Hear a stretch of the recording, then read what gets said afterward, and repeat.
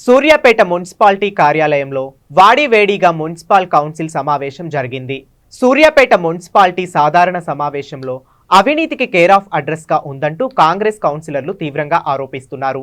వాస్తవాలతో సహా కాంగ్రెస్ కౌన్సిలర్లు నిగ్గు తేలుస్తున్నారు.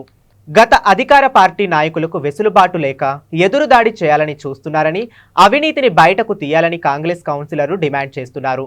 ప్రజల సొమ్ము పెద్దల పాలు అయిందంటూ ఆరోపిస్తున్నారు.